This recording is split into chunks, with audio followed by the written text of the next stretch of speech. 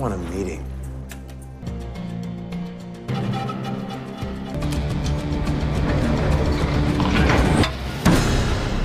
Keep it in the holster, no one gets hurt. It's not a game, it's a rich thing. Halo guys, berjumpa lagi dengan saya Stephen di channel Broview. Kali ini kita akan melanjutkan kembali alur cerita film dari Prison Break, dan sekarang kita masuk ke season 2 episode yang pertama dan kedua.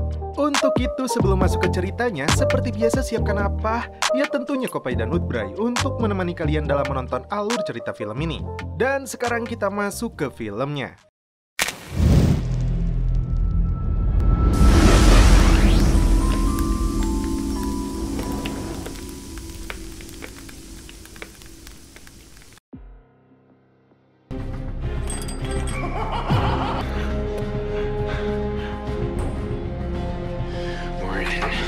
Who killed Terrence Stedman?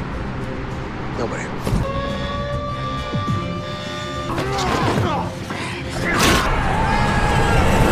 We run. Di episode kali ini, seseorang sedang mencatat daftar orang-orang yang kabur. Disebutkan di sini, Michael Scofield adalah seorang insinyur struktural yang ditahan akibat merampok bank. Benjamin Miles Franklin adalah mantan tentara Amerika yang dipenjara dengan kasus barang selundupan. John Abruzzi adalah ketua kelompok mafia yang dipenjara seumur hidup karena bersekongkol membunuh seseorang. Charles atau Kusut Patosik dipenjara 60 tahun akibat pembunuhan tingkat kedua. Fernando Sucre dipenjara 5 tahun dengan kasus perampokan. David Apolskis dipenjara 5 tahun karena pencurian. T-Bag dihukum seumur hidup atas 6 kasus penculikan, pemerkosaan, dan pembunuhan tingkat pertama. Dan terakhir, Lincoln yang divonis eksekusi mati atas kasus pembunuhan kakak presiden. Orang ini juga menemukan fakta bahwa Lincoln dan Michael bersaudara. Terlebih dari itu, Michael diketahui dalang dari semua ini. Dan orang ini meminta semua informasi tentang Michael. Dalam hutan, Michael terus berlari karena dikejar oleh sipir dan anjing pelacak.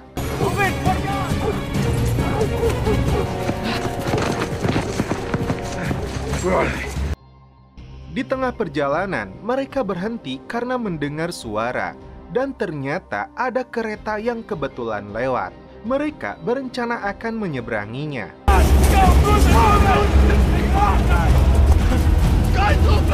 Go through! Go through! Freeze! I will gun you down, Schofield! Hingga akhirnya, tim berhasil menyeberangi kereta itu.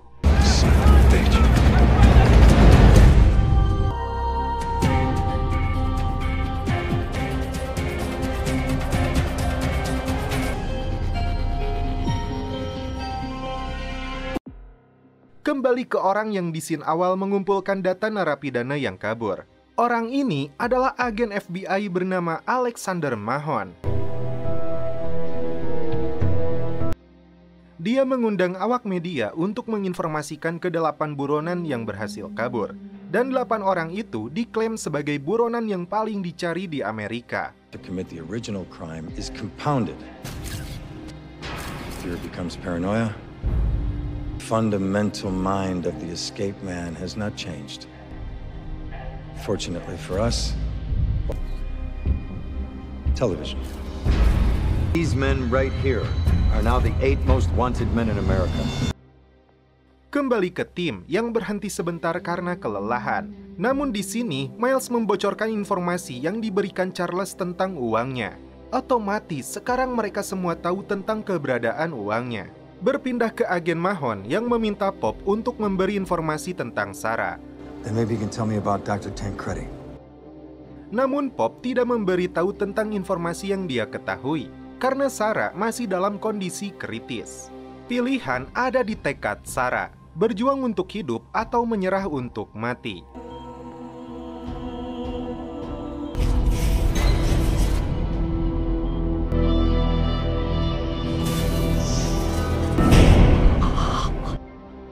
Beralih ke T-Bag, dia mencuri kotak es dari sepasang kekasih yang sedang camping. Hey, what do you think?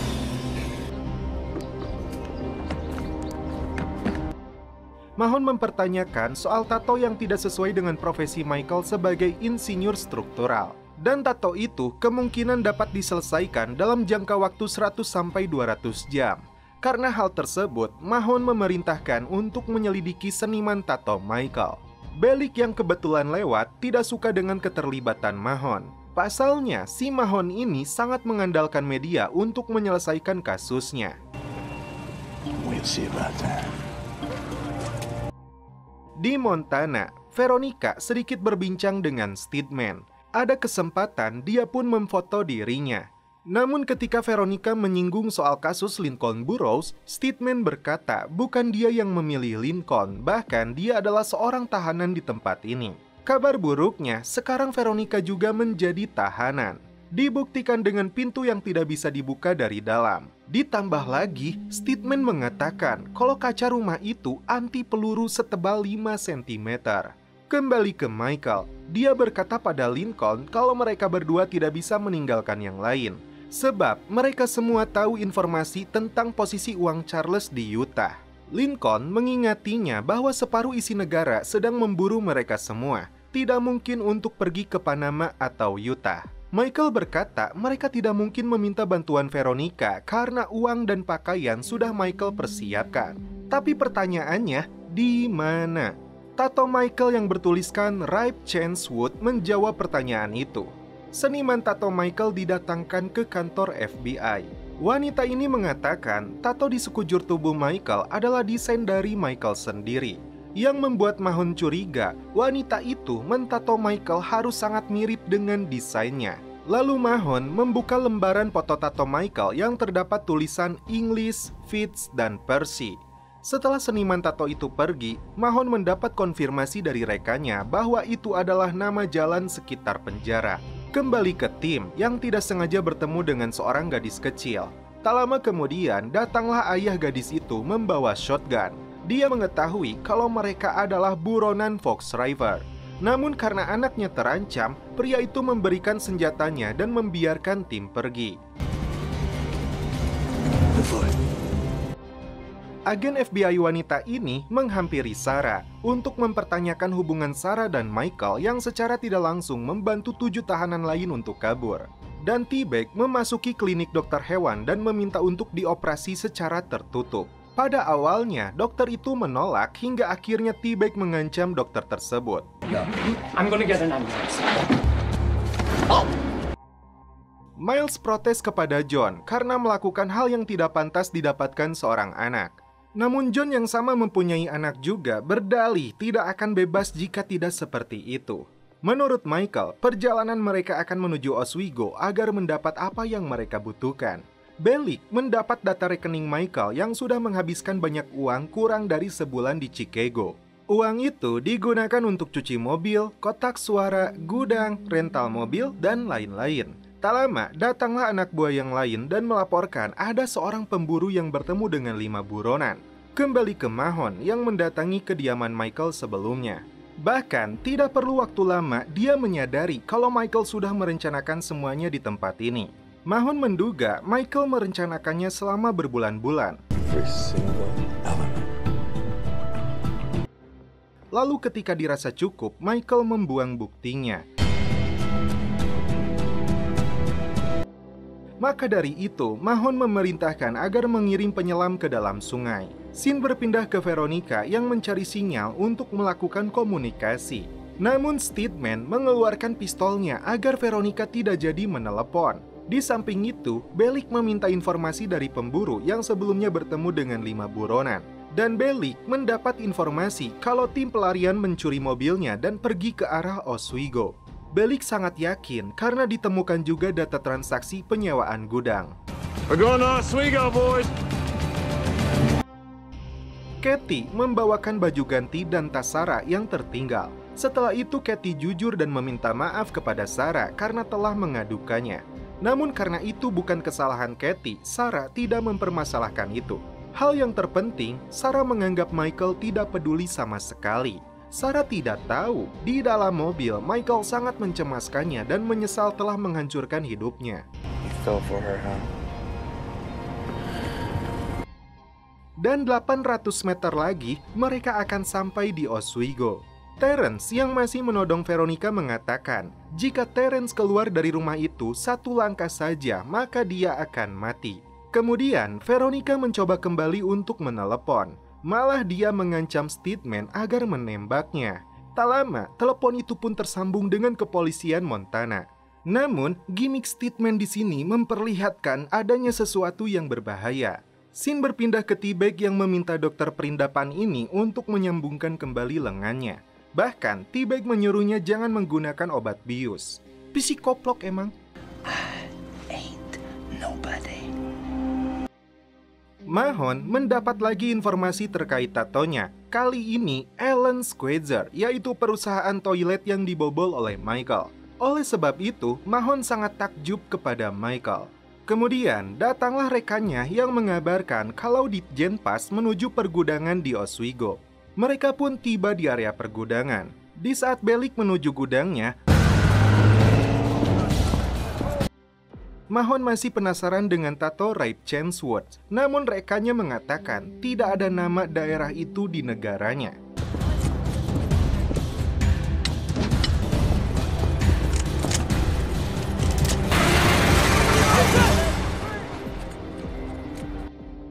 Ternyata mereka semua kena prank karena Michael dan tim berada di tempat lain. Masing-masing tim membawa singkup untuk menggali salah satu kuburan di sana.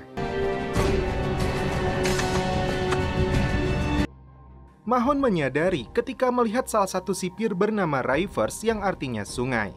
Berarti Woods yang artinya kayu bisa saja nama orang, bukan nama tempat. Lalu, dia memerintahkan untuk memunculkan data sensus penduduk warga sekitar. Dan Michael mendapatkan apa yang dia kubur di dalam. Kabar buruknya, Mahon juga mendapatkan nama yang dia cari dan dia pun langsung pergi ke pemakaman.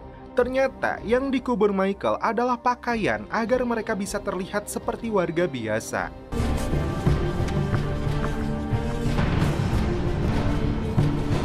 Nice. Trousers are... Bahkan untuk Lincoln, Michael sudah mempersiapkan paspor palsu. Terlebih dari itu, Michael juga menyimpan sejumlah uang serta mobil untuk mereka berdua kabur. They know? Not yet. Selang berapa lama, mereka dikejutkan dengan kedatangan Mahon.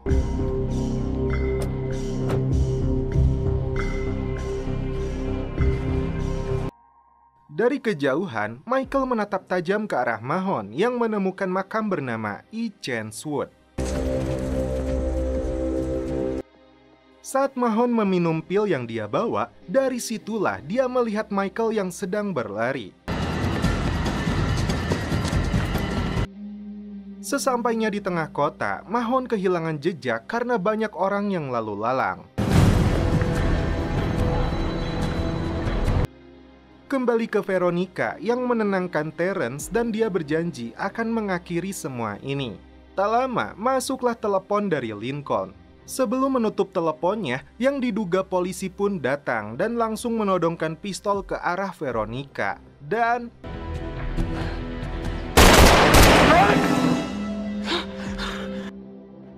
Veronica pun tewas. Sebelum pergi, orang itu mengatakan semua panggilan ke kepolisian lokal dikirim melalui mereka. Dan ini adalah tanah federal atau tanah pemerintah negara bagian. Di satu sisi, pistol yang Terrence selundupkan disita olehnya. Bahkan orang itu mengatakan, That's what we're here for. Remember? Dari kejauhan, Terrence melihat mayat Veronica dimasukkan ke dalam bagasi mobil. Lincoln sangat terpukul dengan kematian Veronica. Di sisi lain, Sarah menemukan origami bangau yang bertuliskan ada cara untuk memperbaiki ini. Sarah seperti mendapat setetes air di gurun pasir. Sekarang, Mahon benar-benar memahami tujuan tato Michael. Dia berkata, ini hanyalah masalah waktu. Hingga suatu saat, dia akan mendahului Michael di tempat tujuan selanjutnya. Apakah semudah itu mendapatkan Michael? We'll be waiting for him.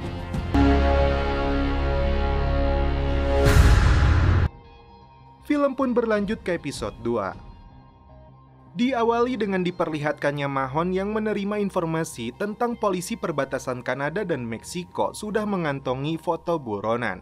Dan pasukan Bortek atau The Border Patrol Tactical Unit sudah disiagakan penuh. Dan Mahon mengambil alih kasus ini sepenuhnya karena pihak penjara sudah tidak terlibat.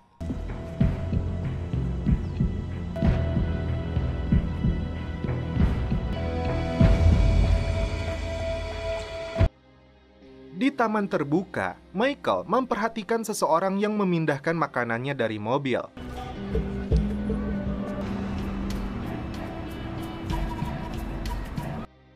Scene berpindah ke tim yang sedikit adu argumen karena rencana mereka tersendat.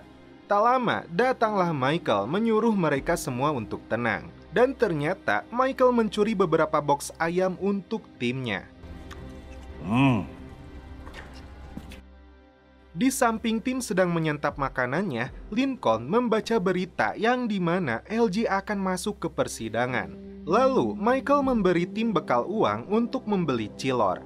Di sini, John hanya meminta untuk menelepon saja. Keluar juga pertanyaan mengenai kondisi T-Bag. Rupanya, T-Bag baru selesai menyambungkan kembali lengannya.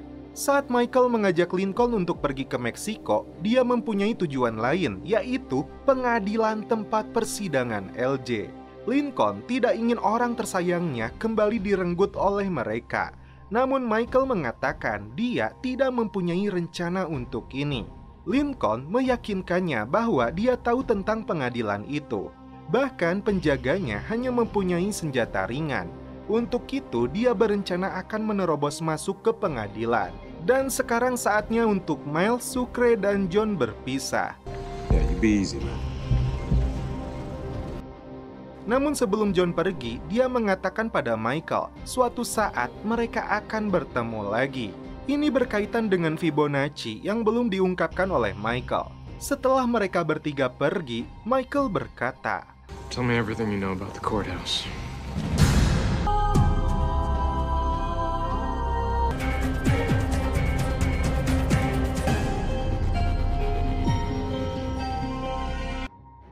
Bellick meluapkan kemarahannya karena 8 tahanan bisa meloloskan diri akibat ada perempuan cantik yang menyukai tahanan dan membantunya. Lalu datanglah Pop yang memberitahu Bellick bahwa kasus ini diserahkan kepada FBI dan mereka berdua akan melapor ke Ditjen Pas.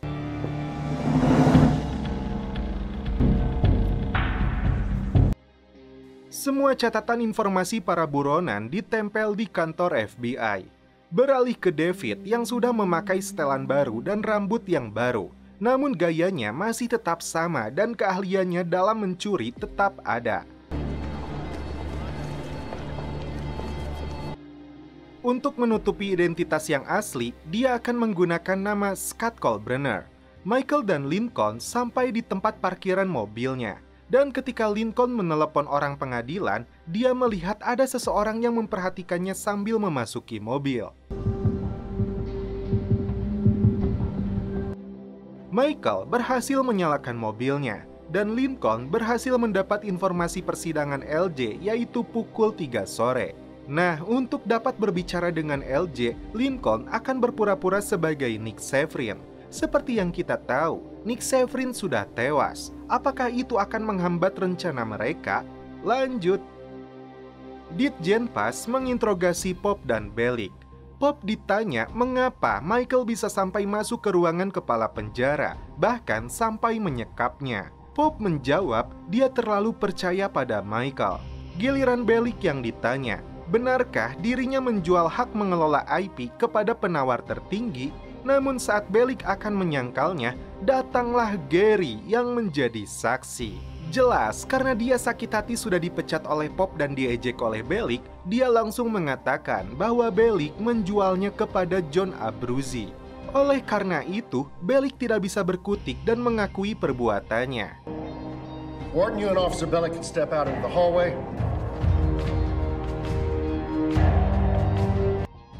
Di luar ruangan, Pop tidak menyangka Bellick melakukan itu. Dan dia hanya berkata, aku akan ambil kopi. Ya, saya juga akan mengambil kopi, suruput dulu.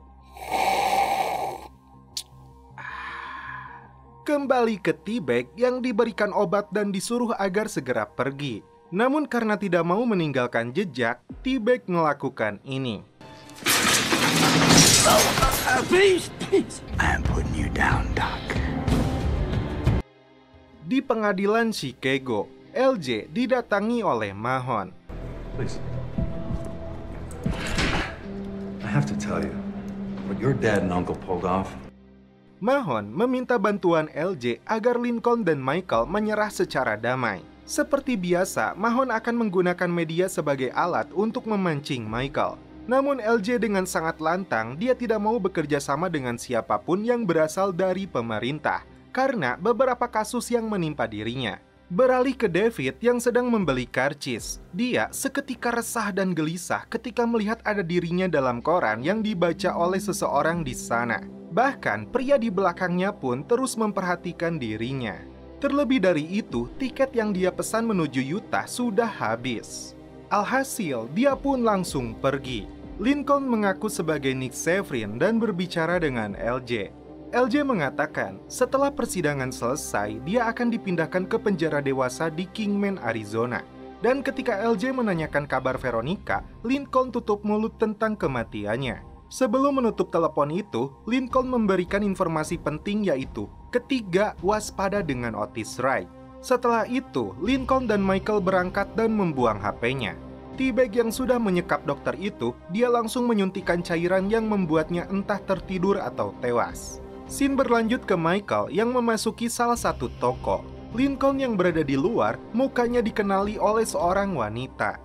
Di dalam toko, Michael yang sedang mencari peralatan untuk aksi selanjutnya dikejutkan oleh polisi atas laporan wanita yang melihat Lincoln. Beruntung, mereka masih bisa lolos dari polisi. Namun Michael mengatakan semua yang mereka butuhkan ada di dalam mobil itu. Karena waktu sudah mepet, Lincoln mengajaknya untuk segera bergerak.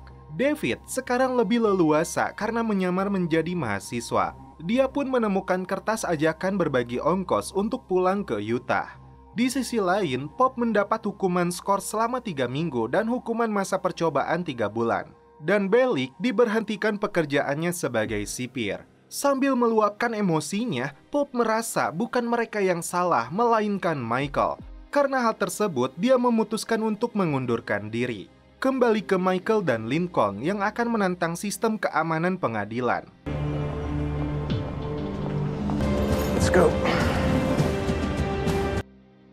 T-Bag menggunakan pewarna oksidasi yang dimana biasanya digunakan untuk rambut. LJ kembali didatangi oleh Mahon. Dia terdiam ketika diberitahu kalau Nick Severin telah tewas di apartemennya. Mahon bertanya siapa itu Otis Wright. LJ saja tidak tahu, apalagi saya. Michael dan Lincoln sampai di rooftop gedung pengadilan.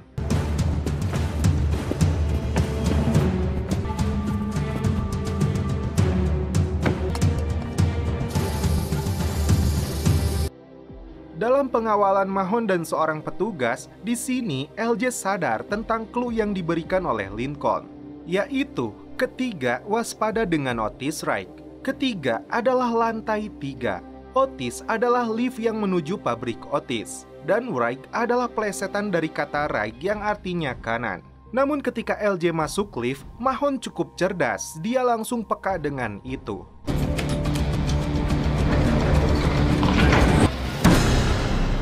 Keep the holster, no one gets hurt. Dan ternyata Lincoln dan Michael sudah menunggunya di atas lift. Ketika LJ ditarik naik ke atas, tak sengaja pistol mainan mereka jatuh. Mahon pun langsung menahannya. Dengan berat hati, aksinya kali ini harus gagal.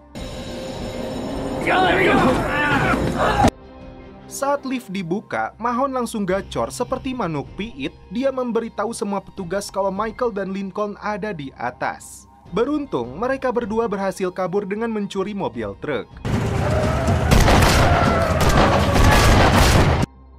Bellick yang sudah diberhentikan, dia pulang sebelum waktunya. Dan siapa itu Bellick yang dipenjara bersikap kejam? Pada hakikatnya ketika di rumah dia tetaplah anak di mata ibunya. Lalu terlihat dia membawa senjata, namun untuk apa? Pop yang sangat kecewa pada Michael, dia melakukan ini. I think we should break a bottle of champagne across its bow. Well, I feel very fortunate to have met you. And you're gonna make sure my brother goes with me.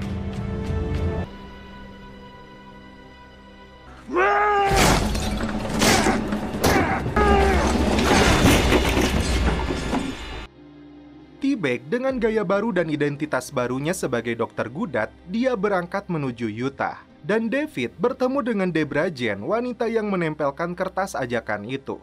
Namun saat ditanya mana barang-barangnya, David berkata dia mengirim barangnya lebih dulu. Yang dimana Debra Jane belum pernah mendengar hal tersebut. Bellick mendengar berita dari ibunya tentang hadiah bagi siapa saja yang menangkap buronan akan mendapat $100.000. Dan siapa saja yang menangkap Lincoln akan diberikan $300.000. Itu hadiah yang sangat besar dan akan membuat masyarakat berlomba-lomba mencarinya. Polisi menemukan truk yang dibawa kabur Michael, namun ternyata mereka berdua sudah pergi dari mobil itu. Sialnya, Lincoln mengalami luka tembak cukup dalam. Sementara itu, polisi pun berdatangan, dan LJ akhirnya harus dipindahkan ke penjara di Arizona. Mahon yang menemukan genangan darah di mobil truk itu, dia memerintahkan untuk menyebarkan polisi ke seluruh rumah sakit terdekat. Karena menurutnya, hanya ada dua pilihan, mereka akan mendatanginya atau mati. Namun setelah itu, film pun berlanjut ke episode selanjutnya.